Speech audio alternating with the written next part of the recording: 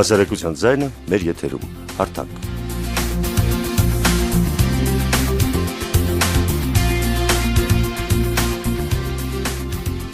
Բարի օր, եթերում հասարակական կարծիքի ուսումնասիրման կենտրոնի հարթակ հաղորդաշարն է։ Հարթակն այսօր անդրադառնալու է դեմոգրաֆիկ տեղաշարժերին, արտագաղթին ու մեր հասարակության վերարտադրվելու կարողությանը։ Ինչը կարող է ստիպել մարդուն հեռանալ իր բնականon կենսակերպից, շրջապատից, լքել իր քաղաքը, որտեղ ծնվել ու մեծացել է, եւ մեկնել օտար երկիր։ Սովորաբար այդպիսի որոշումը հանկարծակի չի ծնվում։ Մարդու մոտ այդ քայլը երկար է հասունանում։ Մարդիկ մեկնում են ոչ թե ինչ-որ բանի հետևից, այլ հեռանում են ինչ-որ բանից։ Հայաստանը մշտապես գտնվում է գոյատևման ռեժիմում։ Ինչպես պայքարել, ինչ միջոցներով բարելավել մեր ազգի բնականon կենսակերպը, ինչպես խթանել բազմանդամության ընտանիքի մեր ավանդույթը, ինչպես փրկել սեռով պայմանավորված երեխաների լույս աշխարհ գալու իրավունքը։ Քիչ անց տաղավարում իմ հյուրն է լինելու ՄԱԿ-ի բնակչության հիմնադրամի հայաստանյան գրասենյակի գործադիր ներկայացուցիչ Գարիկ Հայրապետյանը։ Իսկ մինչև այդ առաջարկում եմ լսել մեր հասարակության կարծիքը արտագաղթի մասին։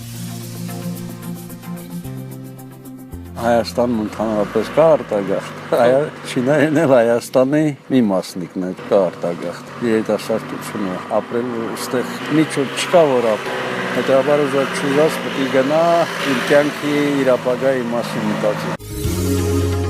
Ես չեմ մեղադրում նրանց, իրենց ապագայի, իրենց երեխաների մասին պետք է մտածի։ Ես ստեղից կարճացա, ստեղ եմ ծնվել, ստեղ մնում եմ, ստեղ պետք է մնամ։ Իմ տարիքն անցել արտագաղթել, անկախ նրանից լավ կապրեք, թե վատ, իմ ճակատագիրս է։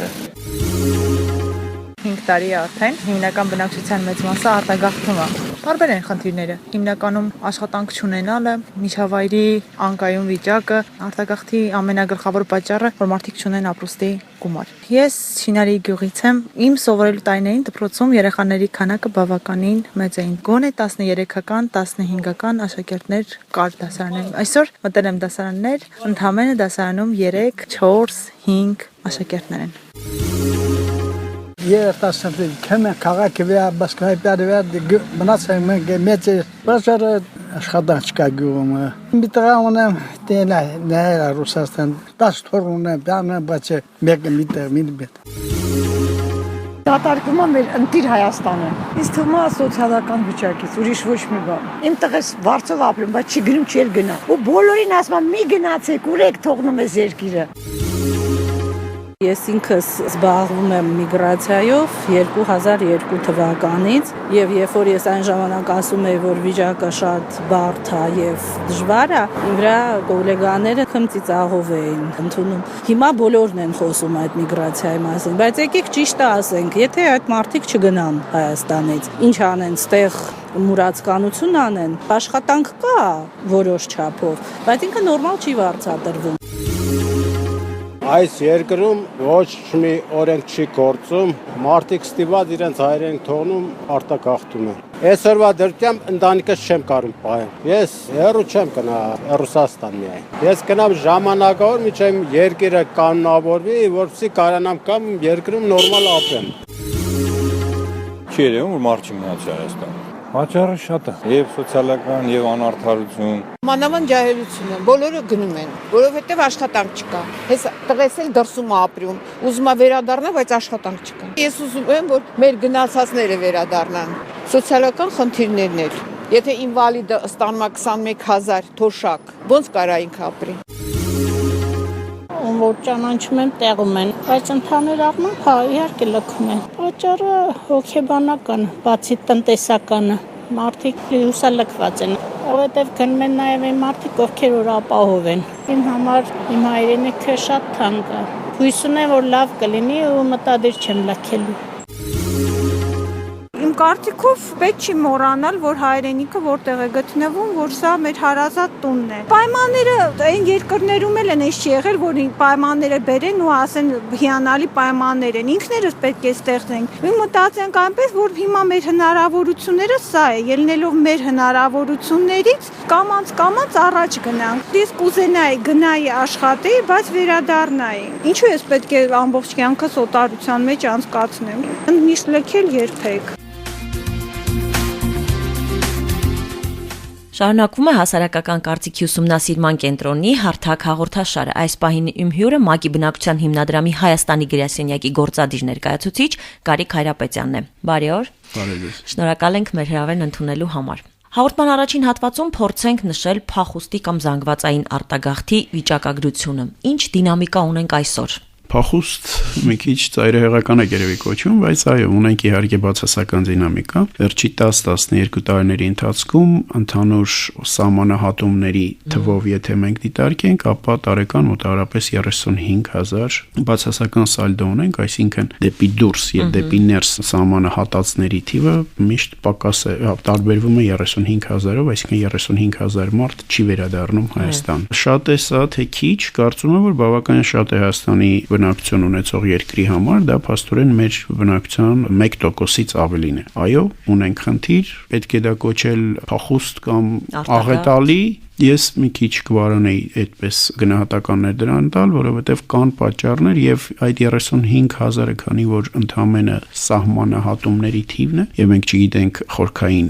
իսկապես այդ 35,000-ը 1 տարի հետո է վերադառնում, 2 տարի հետո է վերադառնում, ապա կարծում եմ, որ մենք ավելի շատ կարիք կա քննարկելու եւ հասկանալու եւ հետազոտելու թե պատճառները որտեղից են գալիս։ Խոսենք պատճառների մասին եւ եկեք սկսենք ամենատեսաների խնդիրներից, որն էլ կբացահայտի խորքային ցավոտ հարցերը։ Ամենից հաճախ որպես 3 հիմնական պատճառներ մատնանշվում են մարդկանց տնտեսական վատ վիճակը, պետական կառավարման անկատարությունը եւ որպես հետևանք կոռուպցիան, անօրինություն ու տնտեսական ազատությունների սահմանափակումը, նաեւ անձնական զարգացման համար հեռանկարների անբավարարություն, ինչպես որ մենք քիչ առաջ լսեցինք նաեւ մարդկանց կարծիքները։ Միթե նախկինում այս խնդիրները չկային եւ սրանք հենց նոր է որ ի հայտ են եկել։ Եթե մենք խոսում ենք նախկինի մասին, ապա չպետք է մոռանանք, որ նախկինում մենք ապրում էինք երկաթե վարակույրի ետևում, եւ ընդհանրապես դուրս գալու հնարավորությունները շատ ավելի սահմանափակ էին, քան հիմա։ Չնայած այն ժամանակ էլ մենք երևի թե կհիշենք, որ հատկապես մեզ մոտ հայերիս մոտ բավականին մեծ արտագաղթ կար դեպի Միացյալ Նահանգներ, ու բոլորը ովքեր այնտեղ ունեին որոշակի բարեկամական կապեր եւ այլն, փորձում էին արտագաղթել։ Համենայն դեպս իմ շրջապատում կային շատ այդպիսի մարդիկ։ Եկեք նաեւ դիտարկենք մի այլ տեսակետից, սովետական միության փլուզումից հետո արտագաղթ նաեւ սկսեց համարվել դեպի այլ նախկին սովետական միության երկրներ մեկնողները։ Եթե առաջ գնում էին Ռուսաստան, նույն աշխատանքային միգրացիան մենք ունենք, խոպանչիների գաղափարախոսությունը կար այն ժամանակ, դա չէր դիտարկվում, որ արտագաղթեցին։ Իսկ հիմա դա դիտարկվում է որպես արտագաղթ։ Այո, խնդիրը կար նաև այն ժամանակ, բայց այն ժամանակ դա մեկ երկիր էր եւ մենք շարժվում էինք մեր երկրի մեջ։ Դա ներքին միգրացիա էր եւ դա որպես այդպեսին չէր դիտարկվում որպես վտանգ ազգային անվտանգության, բնակչության նվազեցման եւ այլն եւ այլն։ Հայաստանում քաղաքացիական հասարակությունը վերջին տարիներին զգալի աշխուժացել է, դա փաստ է։ Հետզհետե ամրապնդվում են պետական ինստիտուտները։ Ինչու է բնակչության արտահոսքը հենց այժմ այդչափ մեծածավալ բնույթ ստացել։ Այդ նույն պատճառն է, որ քիչ առաջ նշում եք պարզապես սահմանները ավելի ազատ են ու բաց։ Չէ, իհարկե, սահմանների ազատ եւ բաց լինելը ուղղակի գալիս է փաստելու այն վիճակագրությունը, որը ունենք -35,000 միջինը, ինչ որ ասեցի։ Բայց դրանց պատճառները նրանք են, որը դուք արդեն նշեցիք՝ սոցիալական, տնտեսական, կոռուպցիա, պաշտպանվածություն ու զգացումի պակաս, անվստահություն։ Ես մի օրինակ բերեմ, մի քանի տարի առաջ մենք մի հետազոտություն էինք իրականացնում հայ ընտանիքների վերարտադրողական վարքագծի վերաբերյալ, եւ այնտեղ մի հարց ունեինք, երբ որ մենք հարցնում էինք, թե ինչն է հիմնական պատճառը, որ չեք ունենում ձեր հաջորդ երեխային, հարցվածների 44%-ը նշել էին, որ չունեն վստահություն այս երկրի նկատմամբ եւ չեն տեսնում իրենց ապագան այս երկրում։ 44%-ը սա բավականին լուրջ եւ մտահոգիչ թիվ է, այսինքն բացի սոցիալական, տնտեսական խնդիրներից մենք ունենք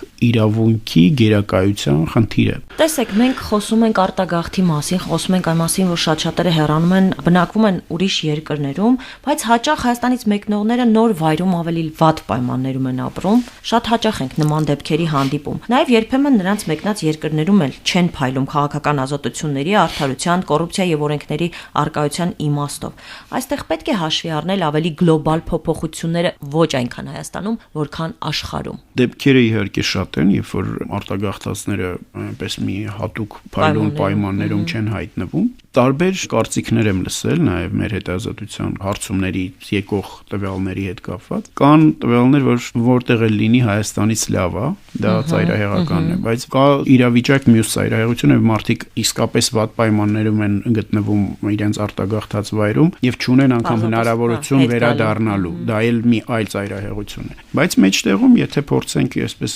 միջինացնել այդ կարծիքը, հույսը, որ ավելի լավ կարող է լինել ավելի մեծ երկրում եւ գոնե տնտեսապես, եթե մենք խոսում ենք մեր հիմնական արտագաղթի մասին, տնտեսական, դա իհարկե Ռուսաստանն, որտեվ մեր հիմնական արտագաղթը մինչեւ 80% եւ ավելին տեղի ունենում դեպի Ռուսաստան, հա։ Այո, չկա մի այսպես ազատություն, չկա պաշտպանվածություն, բայց կա այսպես մեծ երկրի գաղափարը, որը ավելի լավ կարող է պաշտպանել երևի թե։ Դուք ձեզ համար ուսումնասիրություն արել եք, ըստ ձեզ որն է ամենաշատը արտագաղթի պատճառը եւ հենց նոր խոսում էինք, լսեցինք նաեւ մեր համակարգացիներին, ովքեր մի մասը կարծում էր, որ Ռուսաստան մեկնելը դա այնքան էլ արտագաղթել չէ, մյուսները գնում են եւ արտերկիր եւ ընդհանրապես այլևս չեն վերադառնում, որոնք են ըստ ձեզ այն հիմնական պատճառները, որոնք ստիպում են մարդկանց հեռանալ եւ այլևս չվերադառնալ, սոցիալական են թե ավելի շատ հոգեբանական։ Միանշանակ չեմ կարող դրան պատասխանել, որովհետեւ կան մարդիկ, ովքեր մեկնում են սոցիալ-տնտեսական իրավիճակից ելնելով։ Դրանք են մարդիկ են, ովքեր որ չեն կարողանում այստեղ գտնել համապատասխան աշխատանք, գտնում են դա ինչ որ միտեղ դրսում եւ ժողովրդական ասացվածնագործում, որտեղ հաց ընդեղ կաց։ Բայց կան նաեւ մարդիկ, ովքեր մեկնում են գաղափարախոսական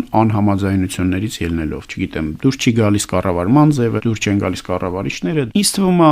գաղափարախոսական մեկնողները երևի թե ավելի քիչ թիվ են կազմում, քան տնտեսական մեկնողները, եւ մենք նաեւ կարող ենք փաստել, որ ոչ միայն աշխատանք չլինելը, բայց եղած աշխատանքի ցածր վարձատրությունն է այստեղ դեր խաղում, որտեղ վերջի տվյալներին, եթե մենք նայենք, վերջի մեծ հետազոտության տվյալներին 2013-14 թվականներին արված, մենք կարող ենք տեսնել, որ փոխվում է նաեւ ստրուկտուրան, հա, կառուցվածքը միգրացիայի։ Եթե առաջ ավելի շատ մեկնում էին ցածր որակավորում ունեցող աշխատուժը, ապա հիմա նաեւ բարձրացել է թիվը բարձր որակավորում ունեցող աշխատուժի մեկնողների եւ շատ հետաքրքիր մի նոր ֆենոմեն կանանց միգրացիան է ավելացել եւ բարձր որակավորում ունեցող կանանց։ Ես առաջարկում եմ մի փոքր դադար տալ, լսենք իմ գործընկերոջ պատրաստած ռեպորտաժը, որից հետո կշարունակենք զրույցը։ Այս տարվա հունվարից նոյեմբեր ընկած ամիսների ընթացքում ինքնաթիռով Հայաստանից մեկնել եւ չի վերադարձել 10866 ուղևոր։ Ազգագրագետ Հրանուշ Խարատյանը երկրում ակնհայտ դեմոգրաֆիկ խնդիր է տեսնում։ Դեմոգրաֆիայի համար մարտահրավեր է նաեւ ցածր ծնելիությունը։ Առողջապահության նախարարության մոր եւ մանկան առողջության պահպանման վարչության մայրական եւ վերարտադրողական առողջության պահպանման բաժնի պետ Գայանե Ավագյանն ասում է, որ այս տարի յուրաքանչյուր ամիս նվազել է ծնելիությունը։ Դեռ 2004 թվականին մակերևույթները ցույց են տալիս, որ մենք 2025 թվականին պիտի ունենայինք այն ցուցանիշները, որ այսօր ունենք։ Դա բնակչության եւ թվի եւ կառուցվածքի խնդիրներն էին։ Այսինքն շատ ավելի արագ տեմպերով ենք ծերանում։ Սոցիալ-տնտեսական պայմանները ունեն որոշիչ նշանակություն, դա ոչ ոք չի զղջում, բայց կա վիճակագրություն։ Շատ երեխաներ ունենում են ավելի քիչ ապահոված մարդիկ։ Լավ ապահոված մարդիկ ունեն 1-2 եւ ոչ ավելի երեխաներ։ Երեխաները եղել ու մնում են ընտանիքի հարստությունը եւ հետեւաբար չպետք է սահմանափակել ժամանակավոր դժվարությունների պատճառով։ Ինչ խոսք, պետք է պետական աջակցություն լինի, տարիների ընթացքում այդ աջակցությունը կարծես թե սկսում է ինչ որ ձևով դրսևորվել, գուցե բավարար չէ, բայց այնուամենայնիվ միջոցառումներ կան։ Մենք այսօր ունենք չաշխատող կանանց համար նաեւ որոշակի վճարում։ Ազգագրագետ Հրանուշ Խարատյանը ներկայացնում է արտագաղթի հիմքը։ Առողջապահության նախարարության ներկայացուցիչն էլ նշում է սեռով պայմանավորված հղիության ընդհատման 3 պատճառը։ Գլոբալ պատճառը իրավունքի դրսևորման ձևն է։ Այսինքն շատ սելեկտիվ է իրավունքը։ Մարդկանց մեծ մասը գիտի, որ իրենց նկատմամբ կարող են անիրավացի վարվել եւ իրենք երբեք չեն կարող դա դառնով վերականգնել իրենց իրավունքը, լինի դա իրենց սեփականության, իրենց աշխատանքի, հանրային քաղաքացիական այլ հարաբերությունների պարագայում երկրում իրավունքը շատ ընտրաբար է կիրառվում եւ ում համար որ կիրառվում է, նրանք չեն արտագաղթում։ Առաջինը փոքր ծնելիություն, երբ մարդիկ ունենում են 1-2 երեխա եւ անպայման ուզում են ունենալ արդեն տարբեր սեռերի։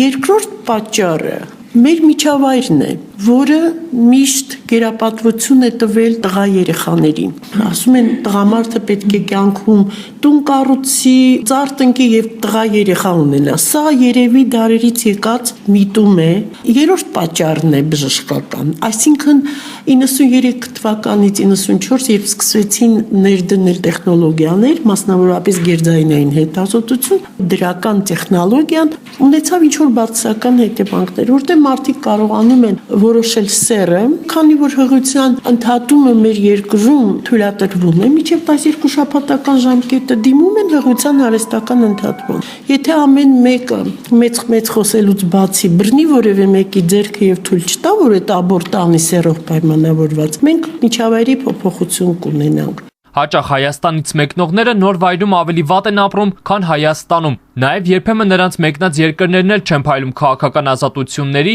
արդարության, կոռուպցիայի եւ օրենքի գերակայության իմաստով։ Արդյոք դա այդպես է, պատասխանում է ազգագրագետը։ Գայանե Ավագյանն էլ ասում է, որ օրենսդրությամբ պետք է արգելել սեռով պայմանավորված հղիության ընդհատումը։ Երբ որ ասում են կա աշխատանք, աշխատող չկա, ես հասկանում եմ, որ այդ աշխատանքը կամ շատ ճորտային աշխատանք է, կամ ընդհակառակն ինքը իրականում աշխատանք չի, այլ ֆորմալ ներկայացված է որպես աշխատանք։ Իհարկե առանձին դեպքերում կլինեն նաև այդպիսիներ։ Ես դուրսը չգիտեմ ինչ բան է, Վրաստանն էլ է դուրս, Պարսկաստանն էլ է դուրս, Գերմանիան էլ է դուրս, Ռուսաստանն էլ է դուրս։ Ամեն շատ մերոնք իհարկե Ռուսաստան են գնում ուղղակի, որտեղ այլ ընտրություն չունեն, նաև այդ պատճառով։ Բայց նույնիսկ Ռուսաստանում նույն աշխատանքի համար մարդը 5-6 անգամ ավելի է վճարվում։ Մարդը պատրաստ է գնալ այնտեղ ապրել հանրակացարանային ծանր պայմաններում, պատրաստ է 12 ժամ անընդհատ աշխատել, այստեղ էլ է պատրաստ։ Բայց դրա դիմաց ստանալ ինչ-որ մի վաստակի գնահատական, որով ինքը կրթության իր երեխայի վճար կարող է տալ, հիվանդության վճար կարող է տալ։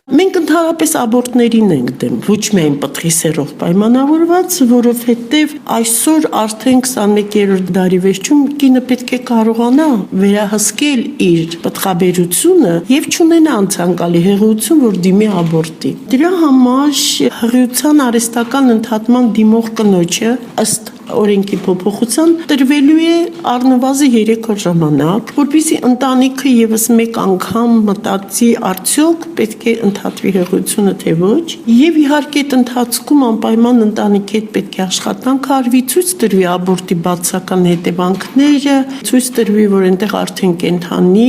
գործող էակ կա։ Սրանք հոգեբանական գործոններ են, որոնք կարող է որոշ ընտանիքների հետ պահի աբորտի գաղափարից։ Շարունակվում է հասարակական կարծիքի ուսումնասիրման կենտրոնի հարթակ հաղորդաշարը, իմ զրուցակիցը Գարիկ Հարապետյանն է։ Թեման կամաց եկավ այն հատվածին, որ ես ուզում էի հենց անդրադառնալ։ Մեզ մոտ փաստորեն աղջիկ երեխան դարձել է ընտանիքի համար ավելորդ, գոյություն ունեն սելեկտիվ աբորտներ եւ հիմնականում դրանով պայմանավորված աղջիկների քանակը խիստ նվազել է։ Չի ասի, որ աղջիկը դարձել է ավելնորդ, բայց կասեի, որ տղայի դերը միշտ եղել եւ այժմ էլ կա շատ ավելի կարեւոր, քան թե աղջիկ երեխայի դերը մեր հայկական ընտանիքներում, բայց հարց կարող է ցակել, իսկ եթե դա միշտ կար, ինչի է հիմա դա դարձել խնդիր։ Շատ պարզ, որովհետեւ բնությունը կարգավորել է, այս հարաբերությունը 206 տղա պետք է ծնվի 100 աղջկա հաշվով։ Դա գալիս է այն պայմանից, որ տղաները ավելի խոցելի են, ավելի մեծ հավանականություն կա, որ չեն հասնի վերարտադրողական տարիքի, որpիսի հետո արդեն մեծահասակ տարիքում բալանսի գա հավասար։ Եվ սա եղել է դարերով եկող անսովորույթ։ Մեր ուսումնասիրությունները, երբ որ մենք անում ենք, մենք դիտարկել ենք մինչև սովետական միության փլուզման տարիներին ինչ վիճակագրություն կար ընտանիքներում։ Եվ այսպես շատ հետաքրքիր թիվ ենք տեսել, որ 60%-ից ավել ընտանիքներում վերջի երեխան, ամենափոքր երեխան տղա է եղել։ Այն ընտանիքներում, որոնք ունեցել են 3, 4, 5 երեխաներ։ Այսինքն այդ սելեկցիան, քանի որ տեխնոլոգիաները դեռ զարգացած չէր, որպեսզի կարողանան բնականորեն կատարվել է, այնպես որ այնքան են ունեցել, մինչև ունենան երեխա։ Եվ մինչ սովետական միության փլուզման բարձր ծնելիությունը նաև պայմանավորված է եղել բավական մեծ չափով հենց այդ փաստով։ Պետք է ունենալ տղա երեխա։ Տեխնոլոգիաների հասանելի դառնալով մենք ունեցանք այն, ինչ ունենք այսօր։ Եթե մենք նայում ենք նկարագիրը, մինչև 93 թվականը մենք ունենք տղաների եւ աղջիկների ծնունդների զուգահեռ թվեր։ 93 թվականից մենք տեսնում ենք թռիչք, կտրուկ տղաների թվի ծնելիության։ Եվ դա հենց գալիս է ապացուցելու, որ տեխնոլոգիաների հասանելիությունը բերեց նրան, որ մենք ունենք այն, ինչ որ ունենք։ արդեն մինչև 24 տարեկան երեխաների մեջ տղաների թիվը մոտ 60,000-ով ավել է, քան աղջիկների թիվը։ Սա խնդիր է, թե խնդիր չէ։ Կարծում եմ մենք սկսենք դա տեսնել, որովհետև հիմա արդեն այդ երեխաները, ովքեր որ ծնվել են այս տարիներին, սկսում են մտնել այսպես կոչված ամուսնական շուկա։ Հետաքրքիր է, սա զուտ ազգային ինչ որ խնդիր է։ Ինչի ենք գերադասում հենց տղա երեխաների։ Ոչ թե ազգային, այլ այսպես տրադիցիոն ոչ միայն մեզ մոտ է դա, կան մի շարք երկրներ աշխարհում, որոնք որ ունեն։ Դրանք հիմնական եւ առաջի պատճառը դա տղայի գերակայությունն է բնակության շրջանում։ Այս խնդիրը ունեն ասիական երկրները, այնպեսի հսկա երկրներ, ինչպես Չինաստանը, Հնդկաստանը, Վիետնամը, Պակիստանը, Նեպալը եւ մեր տարածաշրջանում հիմնականում 3 մեր անդրկովկասյան երկրները, որոնք ունեն շատ տրադիցիոն, այսպես պատրիարխալ հասարակության սովորույթներ, որ տղան այո կարևոր է, տղան ծխի շարունակողն է, տղան պետք է լինի, որ ծնողիս անունը պետք է տամ տղայի, եւ վերջացած շատ պրակտիկ պատճառներով, որ տղան դիտարկվում է ծնողների մեծահասակ տարիքում ֆինանսական որպես աջակցող։ Եվ այն երկրներում, որտեղ որ չկա կայացած սոցիալական աջակցման համակարգ, ընտանիքը միակ համակարգն է մնում, որը որ աջակցում է։ Մենք սելեկտիվ աբորտների հետ կապված զրուցել ենք նաև համակարգացի տղամարդկանց հետ եւ առաջարկում եմ այս պահին լսենք նրանց, որից հետո կշարունակենք զրույցը։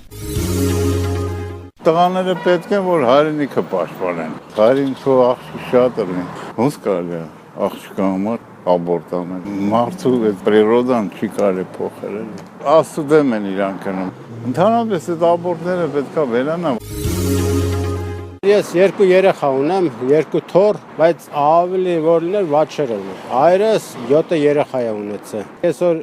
շատերը ամուսնանում եւ 1 երեխայից ավել չեն ունենում։ Դա ոչ թե իրենց ցանկտուն, այլ երկրի իրավիճակից է։ Տղան Գերդաստանի շարունակողն է, միայն տարբերություն դա է։ Աղջիկը ծնող նկատմամբ ավելի սրտացավ է, քան թե տղան։ Եթե չես ցանկանում երեխա, մի ունեցի։ Եթե Աստված տվել է, ուրեմն պետք է ունենաս։ Ոնց կարելի է կենտանի արարածին կանխամտածված տարբերություն չկա 50 տարեկան մարդուն են խփես սպանը թե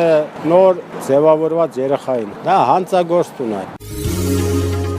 Մենք 5 երեխաներ ունենք եթե 5 երեխա ունենք ուրեմն մենք սիրում ենք մեծ ընտանիք նշանակություն չունի 4 աղջիկ ունենք մի տղա ուշադրություն չպետք է դաս չէ երեխա է մեր ձեռքի մեջ չի փորձում են աբորտ անեն այդպես որ տղա լինի շատ տքեղ բանը միան Աստվածը կարող է եթե հավատում ես Աստված կարող է տեսակ որոշում անի ինչ տնի տղա կամ աղջիկ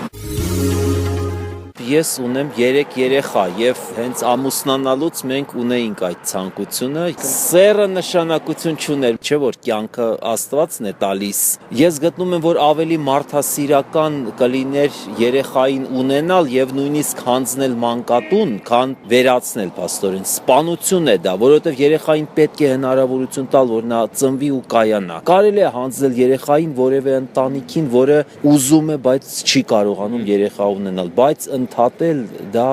ամենաանցանկալի տարբերակն է Մենք կրկին վերադառնում ենք, շարունակենք մեր զրույցը, խոսում ենք սելեկտիվ աբորտների մասին, տեսեք, տղամարդկանց մեծ մասը կարծես թե փոխել է իր տեսակետը եւ կարծում է, որ չի կարելի երբևէ սերով պայմանավորված անել աբորտներ։ Ինչ է կարծում, տղամարդիկ արդյոք անկեղծ էին, թե իսկապես փոխվել է այս տեսակետը։ Երբ որ 2011 թվականին առաջի անգամ մենք բացահայտեցինք ֆենոմենը եւ հայտարարեցինք, որ դա կա, մեծամասնությունը հասարակության մերժեց այդ փաստը։ Ասել է, որ ոչ, դա մեզ մոտ չկա, մենք հայրս շատ ավելի լավն ենք քան դա։ Մենք սիրում ենք մեր աղջիկներին։ Միանշանակ համաձայն եմ, սիրում ենք մեր աղջիկներին, բայց միայն այն բանից հետո, որ նրանք ծնվում են։ Մինչև ծնվելը մենք աշխատում ենք գոնե ապահովել տղա ունենալու այդ փաստը, բայց այն ժամանակ, որ մենք հարցումներ էինք անցկացնում, հիմնական պատասխանը մոտավորապես կարելի է բերել սրան, որ ասում էին, իհարկե պետք է տղա ունենա, հիմա աղջիկ ունենամ, ինչ անեմ, աղջիկ ումն է պետք։ Իսկ հիմա հարցումների ժամանակ ինչպես մենք տեսանք, մոտեցումը անասելի փոխվել է, ես շատ ուրախ եմ դրա համար, երբ որ տղամարդիկ ասում են, դա ամոթ է, դա պետք չի անել, երկուսն էլ կարևոր են, նշանակություն չունի ինչ երեխա ունենալ։ Շնորհակալ եմ, որ ընդունեցիք մեր հրավերը, այսօր զրուցեցինք չափազանց կարևոր թեմայի շուրջ եւ ուզում եմ ուղղակի հուսալ, որ մեր հաջորդ հանդիպման ժամանակ թվերը շատ ավելի ուրախացնող եւ հուսադրող կլինեն։